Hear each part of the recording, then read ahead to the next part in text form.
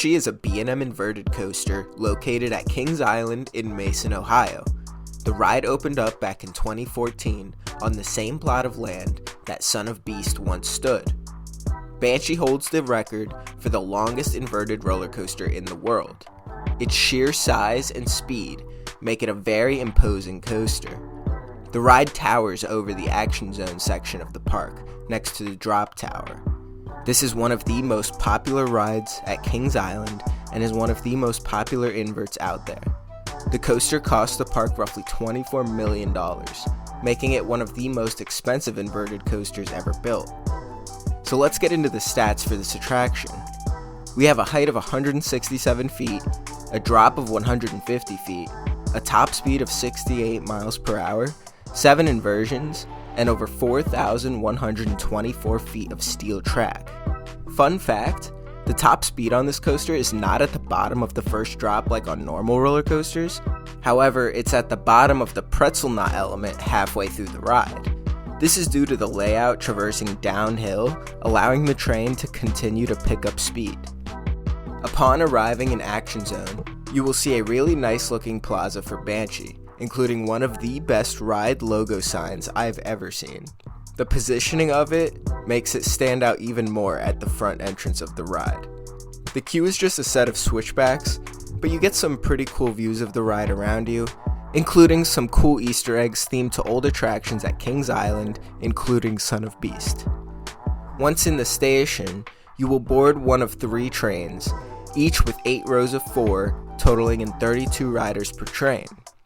These inverted trains are unique, as they feature B&M's vest restraints instead of the typical B&M over-the-shoulder restraints. I've heard some people find these to be uncomfortable, and while I agree they aren't the most ideal when it comes to getting airtime and other forces, I don't mind them that much on Banshee. I'd probably prefer the classic trains, but I don't think it would have made that much of a difference. After getting on the train, the ride then dispatches and turns to the left, getting ready to ascend up the 167-foot lift hill. As you are about to crest over the lift, you hear the screams of a Banshee play right before plummeting down the 150-foot first drop. There is no pre-drop like on most traditional inverted coasters. It just goes straight into the twisted drop, and I love this first drop. After the drop, the train propels into a massive dive loop that sends the train into a vertical loop that perfectly threads itself around the lift hill. This moment is really cool and provides some great positive forces. However, I thought the dive loop was probably the weakest moment on the ride for me. Following the loop, the train enters a 0G roll that provides a cool floaty feeling that reminds me of Iron Menace's 0G roll, a dive coaster located at Dorney Park. After exiting the 0G roll, the train hurls through a positive G heavy pullout into the pretzel loop, which provides the highest speed and highest forces on the ride.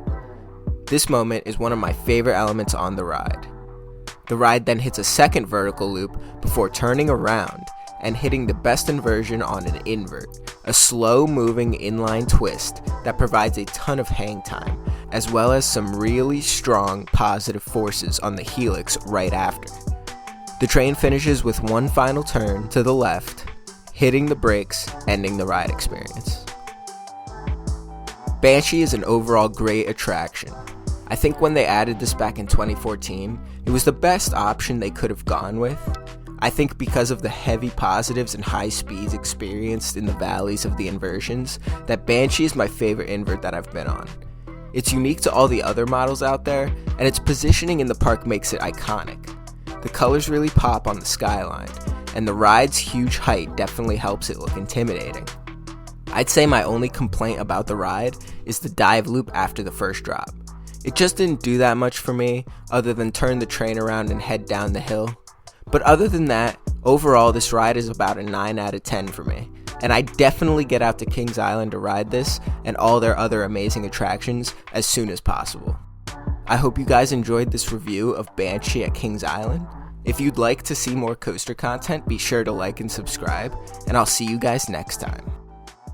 If you'd like to support the channel even more, Become a member and receive numerous benefits, such as watching all my videos the day before they release, access to my monthly top 25 coaster list, member shoutouts, and more.